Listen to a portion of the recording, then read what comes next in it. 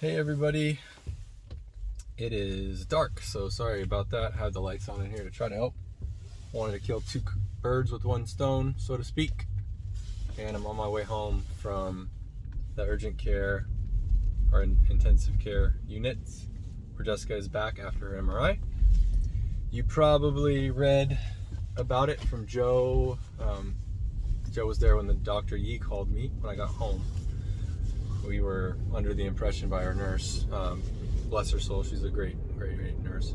Hey, no news is good news, but I had a sense that we were going to get interesting news, and interesting is hardly the way to describe it. It's terrible news.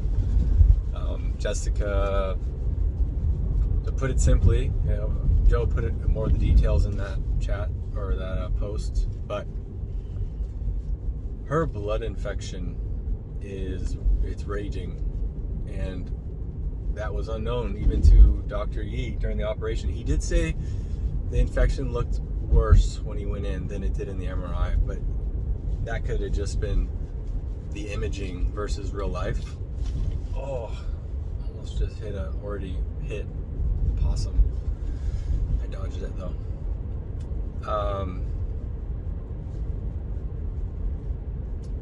What he said was they confirmed that she had a spinal stroke, which is very disappointing because there was this moment this afternoon where the other spinal surgeon came in and said, hey, we need to get in right away because we're not really sure exactly what happened, and there's a chance that there's just a pinch of the spinal cord versus it having had a stroke. It just kind of got some pressure on it versus actually lost, oxygen and damaged something. Well, it turns out it did have a stroke, and it was from C5 down to T1, I believe. I think that's from like the neck down to the tailbone, but don't quote me on it. It's a big deal nonetheless, and it makes sense why Jessica's having the symptoms of being paralyzed from the shoulders down effectively, minus the ability to move her left arm, not her left hand, but just her left arm. She also can feel both arms. It's a little bit of feeling that, by the way, has come in her feet. There's a little bit of tingling in her right foot, and she can feel cold on her left foot if you put like an ice cube on it. But there's other interesting numbness, like this side of her chest, she can feel touching. This side, certain spots she can't, certain spots she can't. Well, the worst news is from this doctor report is that the infection has gone nuts, and it doesn't make sense because they know what the infection is, and they're using antibiotics. And for example, the front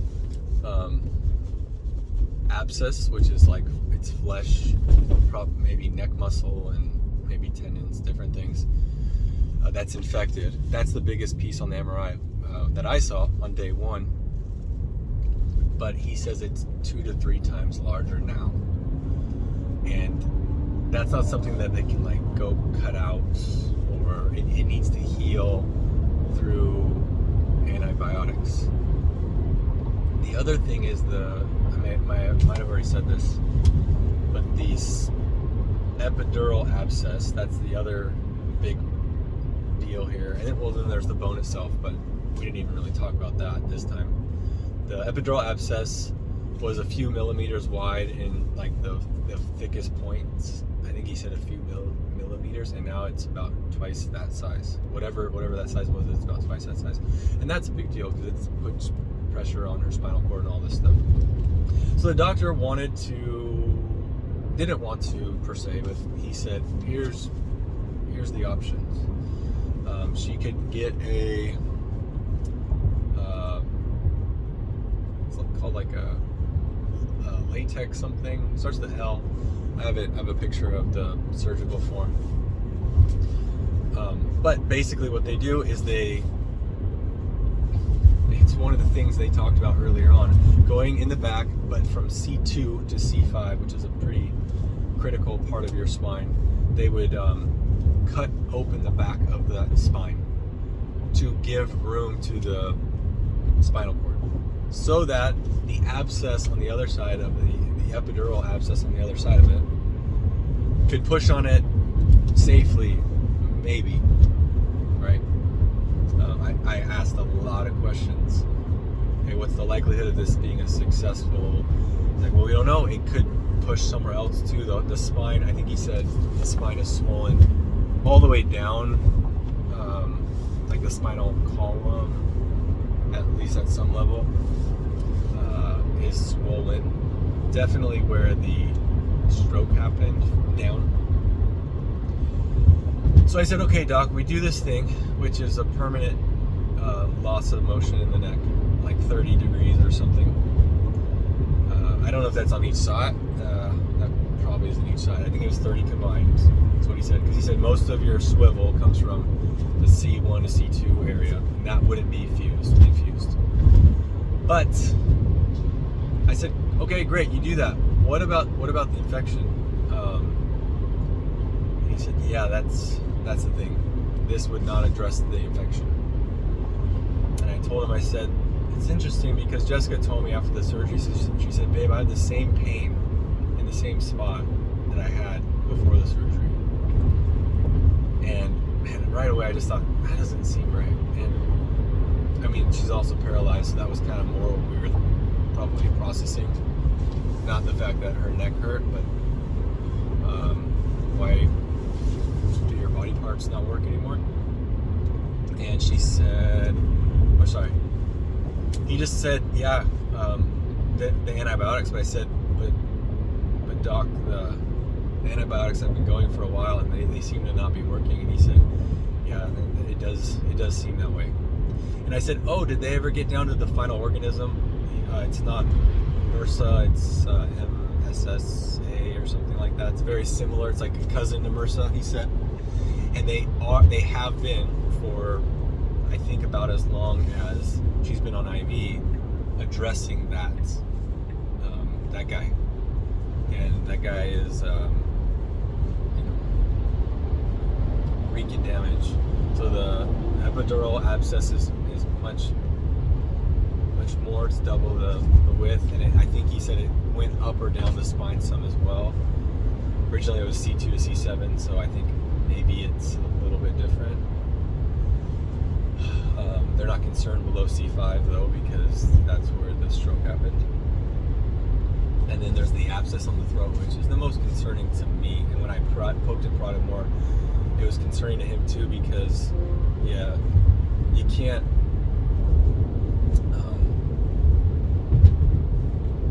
there's not anything you can do about it other than the antibiotics. And then I got like some truth bombs on the epidural abscess as well, and basically the antibiotics really have trouble getting in there. And I didn't really understand this until just about 30 minutes ago. Our nurse explained it to me.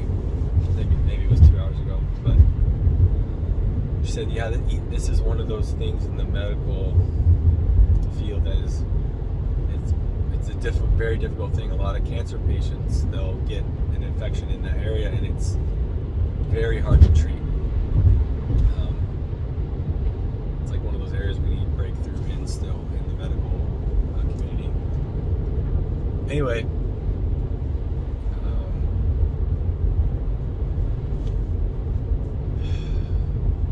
I was a mess. Just absolute mess, of course, and not so much because I've lost faith that she's going to be healed, but because I have to go look at her in the eyes, the girl, my wife, who was just like losing her mind in pain today, and tell her, man, the MRI did not come back. I mean, I was hoping her eyes earlier today about, oh, it could just be pinched, you know, and I just got overwhelmed with emotion. Pretty normal, I think. at me. And I just cried out to the Lord in our backyard, just pacing back and forth, and talked to him about a lot of things. Was very blunt about the fact that Jessica told me today this was a really hard thing. She said, why has God forsaken me? Man, that was a hard moment. And I said, baby, I know it looks that way. I know it's gotta feel that way. But look at Jesus. He was forsaken, and he knows exactly how you feel, but he was forsaken so that you don't have to be. And I know you don't feel it. I know you just want to have this all in. But I need you to be strong. I need you to do one thing. I need you to breathe. And if you hurt, let me know so we can ask for pain control. I brought that before the Lord back in the backyard after he got this terrible news. Lord, your daughter wants to know why you've forsaken her. And I immediately just said, I know you haven't, Lord, but this sucks. Just real with him. And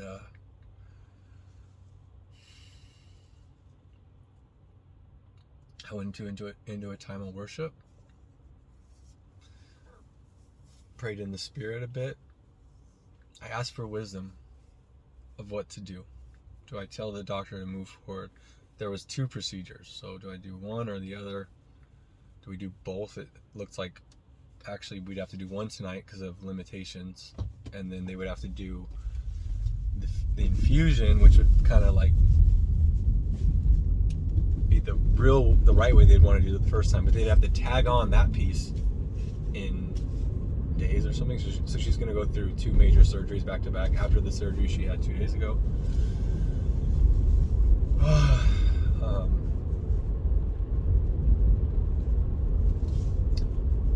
So I'm asking, I said, Lord, I need wisdom. This was after I went into worship, and then I just pulled a David, bless the Lord, all my soul, and just declared truths that God has told us in his word. And he heals all of our forgives all our iniquities, heals all of our diseases, that my wife shall not die, she shall live and declare the wonderful works of the Lord. And just building up my own faith, meditating like the Lord has told us, Psalm chapter 1, to meditate on his word day and night. And meditating is, in Hebrew meditation is pondering by talking to oneself, talking to myself, talking to the Lord, just reciting these things that come to mind, building up my faith, praying in the Spirit. Jude 20, building yourself up in your most holy faith, praying in the Holy Spirit. And as I was praying in the Spirit, I just felt the Lord say, you need to take communion. And I was like, but Lord, I thought I'm on a fast. I started fasting just yesterday. I was like a day and a half in or something. I'm like, Lord, I thought our church is doing a fast, but the fast is whatever the Lord puts on your heart. It could be fasting social media or something. It could be food. So I chose food. I was on water and I was fine. Just seeing Jessica, the hunger pains, that I almost didn't even notice them because they didn't matter. But I kind of ignored it. I kept praying in the Spirit, and then I felt like he said it again. He's like, okay, put it kind of in my pocket. And then I kept praying, and it's just like wasn't getting anything. And then the Lord reminded me that this man named Peter from Africa called me today. word for me.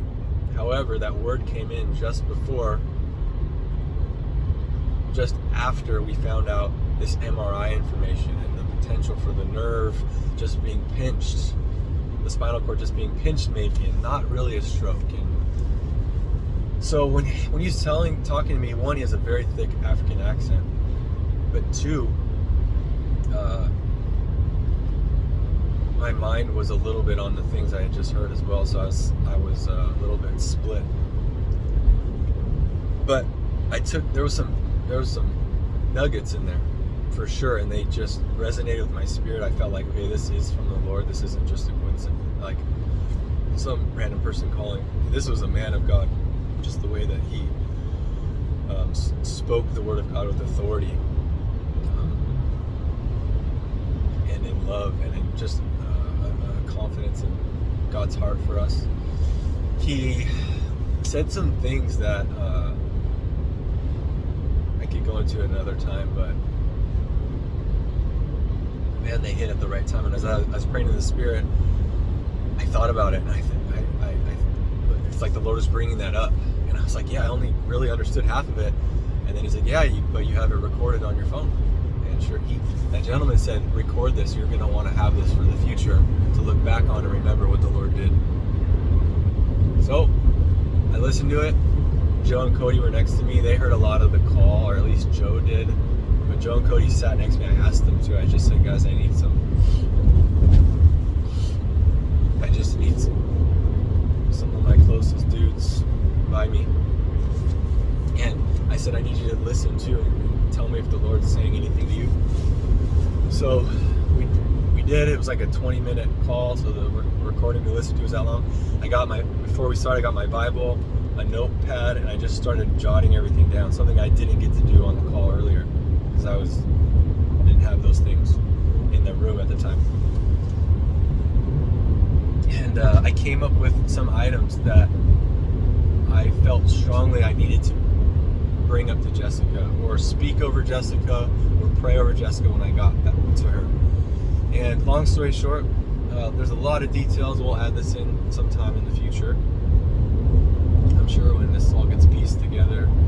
And it's just an awesome testimony of the faithfulness and power of God. But I went in, I saw her. She had already been told, probably not nearly as much detail as I was told, because I like the detail and I asked lots of questions, but she understood it wasn't a good MRI and the infection and all that.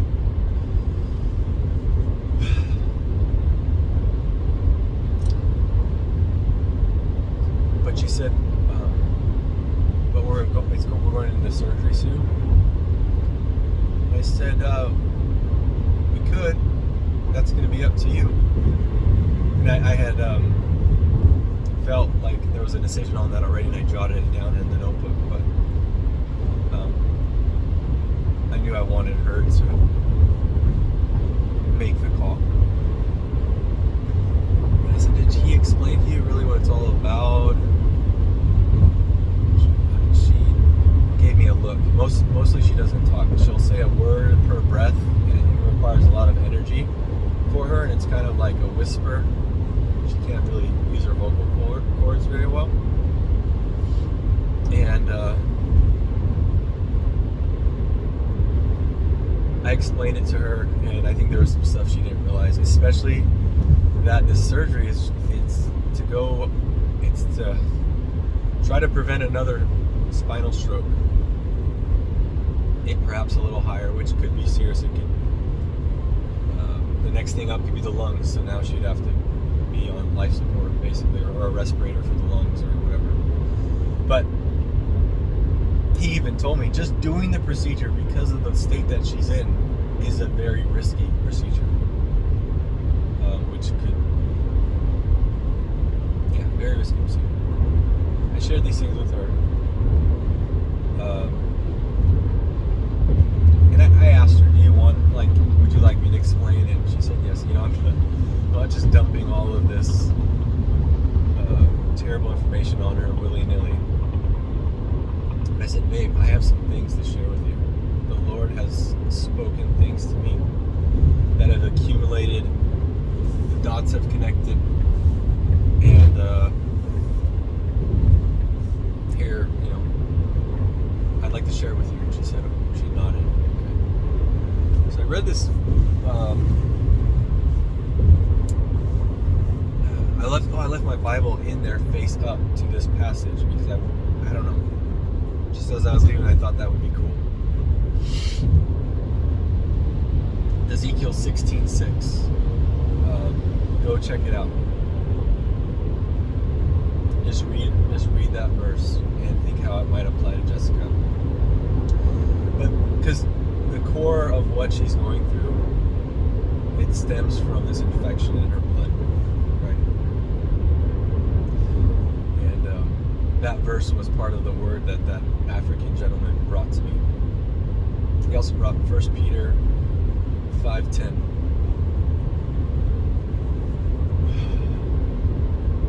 And it mentions, while you have suffered, after you have suffered a while. And it goes on to how the Lord's going to perfect, establish, and strengthen, and maybe one other thing. Not quite in that order. And just, man, I just spoke those things over her. As a matter of fact, because they are. And she received it well. There's a few other things on there. And then I just lost it. I lost it not because that had been delivered and we had decided together. I said, are you sure? She said, yeah. We decided we're not getting the surgery. And not because Dr. Ye admitted this to me too. There's no good option. Waiting, doing the one procedure, doing the other procedure, it all sucks. It all, in the physical, standard medical, not God intervening perspective, Jessica's life sucks extremely bad, or it ends pretty quick. That's really no matter which way that we go. That includes what we decided, which is we're not going to do the surgery. Why cause her more pain for something that doesn't even treat the infection that's causing so much of the pain? But I broke down just because I said, babe, I need you to pray for me. And I'm so sorry. I know that this is so hard for you. You're taking 99.9% of this. But I need you to pray for me that 1% or that 0.1%. I said, I know God's going to do this, but I'm nervous that I'm going to screw it up. Just pray. Just pray that the Lord gives me strength and wisdom. If there's even anything that I'm to do. Like pray at a certain moment, at a certain crossroads. If there's a flat line or something like that, right? These are the things that I've entertained. Or do I call someone that maybe isn't part of the immediate equation that can come in with a clearer head and do whatever that is in that moment, potentially raise her from the dead. But she prayed for me. She was the sweetest thing ever. Her prayer was probably like 10 words, maybe 15 words. Just kind of like how I'm breathing right now. She would take a breath in. She would say one word, like, babe. Or no, dear Lord. I pray for Stephen. I don't remember exactly what she said, but she prayed for strength and she prayed for wisdom.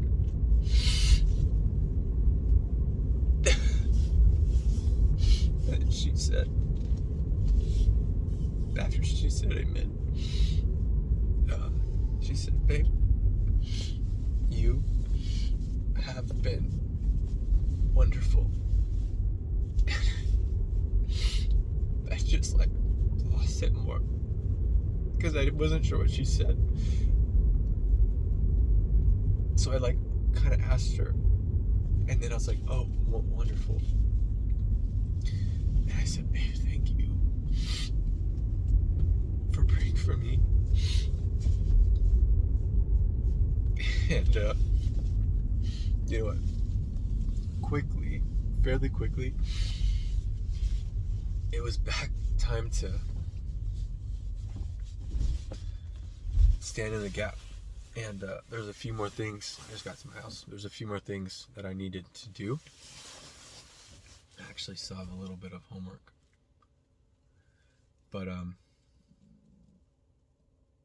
there's a few things I need to identify. I don't know why. I just know it's what the Lord's telling me to do. And these things are tools. I'm imagining prayer tools or something. So I'm gonna do that still. But I just prayed in the room for a little while, quietly. They didn't let me stay, which was very, very, very frustrating because I told her I was gonna stay by her side, and then because I thought they told me I could, and then the nurse was very polite about it. But it was tough for me. Jess was okay. I said, hey babe, I'm bummed, but they're making me leave. I'm so sorry. I know I said I was going to be by you, but I pushed pretty hard and they're not budging. But I said, babe, it's already almost 3 o'clock, so I'll be back in 4 hours. So just sleep for 4 hours, okay? And you'll wake up and it will be like I never left, she said.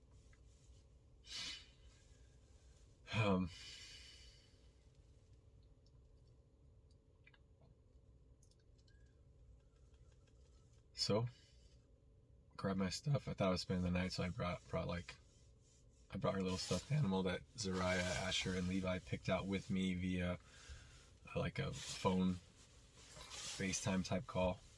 I think the first day or the second day we were in the ER. I wanted to give her something when she came out of the MRI. I think the first MRI, and she's had that by her side. But in ICU, they took all her personal stuff because they don't want something to potentially spread infectious disease or something. Couldn't bring flowers in there or anything either. Which reminds me, I need to get her flowers. They're downstairs in the nurse station where we were first at, and a couple vases that are important to her. But after all of the tears got out, I just felt ready. I'm ready. I'm thankful for her prayer. Thankful for all y'all's prayers. And this is it. There is no medical way for this to go down the way any of us want it to go down, which is awesome, because it means there is no way for God not to get the glory. I told Jessica, and I strongly believe that she isn't going to receive some kind of gradual healing. She's going to be instantly healed. She may have to literally experience death first. But whenever she has this encounter, she's going to have an encounter with God. She's going to receive her healing. And it is going to astonish. Not yeah, maybe we read it wrong. No. It's going to astonish the doctors. It's going to astonish logical thinkers. It's going to astonish people of God who just I've seen so many people get here and it follows the natural progression and start to realize, like, wait, this is available to us. It is. Yeah, absolutely, 100%. The devil's ripped us off for too long. Paul said in 1 Corinthians 11, I believe it is, that I don't want to get into the whole topic, but he says, many among you are sick, and many of you have fallen asleep unnecessarily because of this topic about discerning the Lord's body and whatnot. And like right there in the New Testament, it says there are people in the body of Christ sick and dying unnecessarily. At least that there's a reason right there, right? And clearly that's not God's will. Paul wasn't like, and God wanted it to. Just it's happening. And that probably has nothing to do with what's going on with Jessica. I'm not trying to imply that. What I'm trying to imply is that God really works in this way, and not just onesie twosies, not just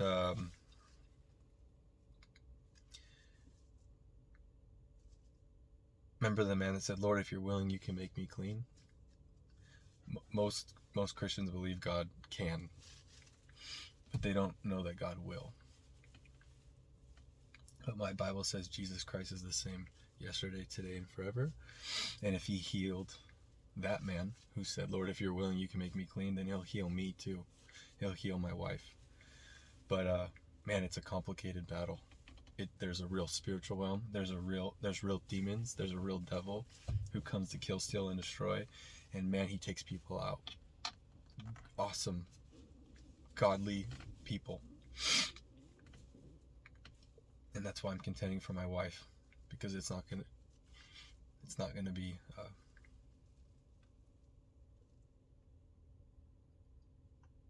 so in this case. It's hard to. I'm just gonna be transparent. A few people said, "No, man, you must have the spirit of faith, or the gift of faith." I personally think the gift of faith means it's effortless. You know that you know that you know. There's no thought that even enters that causes you to doubt an ounce. And that's why the gift of faith is kind of part of those power gifts. It's part of the workings of miracles and gifts of healings, right? I mean, they're all kind of there. The power gifts within the 9 gifts listed in 1 Corinthians chapter 12.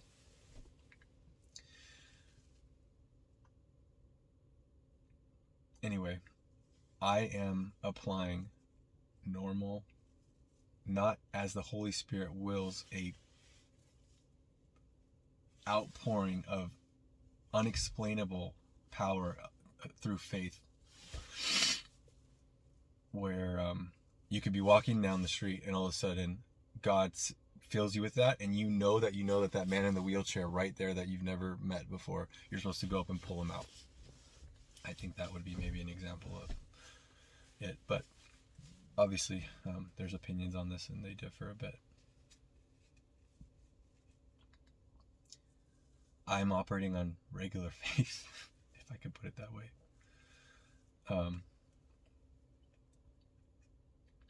I wouldn't want to say it like this man said it, but the man who said, Lord, I believe, help my unbelief. I don't speak those things because death and life are in the power of the tongue. But to be transparent, it is a battle. It is a battle, and it's okay. If it was easy, it wouldn't be a battle, and we wouldn't be having this discussion, because we wouldn't have had to do anything, and Jessica would just be fine anyways. But prayer changes things, and that's why I appreciate you guys coming into agreement with us. Even the little wins today and yesterday. I mean, sure, the results of the MRI sucked, but you know what the little win was for Jessica? She could breathe. She didn't have any of that mucus stuff, and she didn't have pain. And now she's out of it, and she's on the sedative that they used in the MRI so that it didn't hurt so much to move her from the bed to the flat MRI table and all that stuff. she's sitting in her bed and she's actually sleeping for the first time in many 2 weeks, 2.5 weeks, because this intense back pain started about 2.5 weeks ago and she hasn't slept right since. Anyway, this is a long video. Kudos to you if you make it to the end.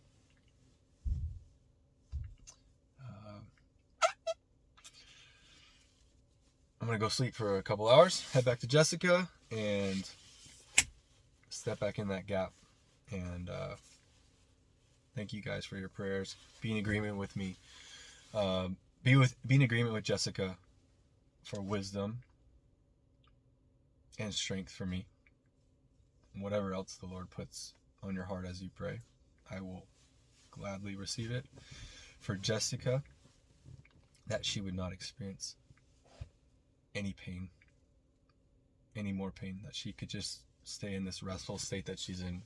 When I left and the nurse had told me it had been, even before and after the MRI, she basically was like that, which is great. She was very anxious before. This morning, just, and that's not there. Part of it's the sedation for sure, but part of it also is her absolutely being on board with watching God show off. So be in agreement for that, and agreement for the full recovery of Jessica Sidori in this life.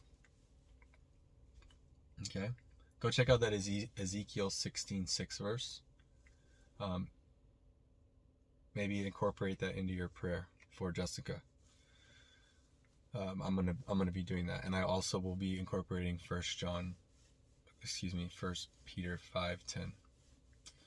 All right, thank you guys. Love you. Jessica loves you. I'm gonna go cuddle our 2 older 4 and 6-year-old kids, as they're in mine and Jessica's bed right now. See you guys.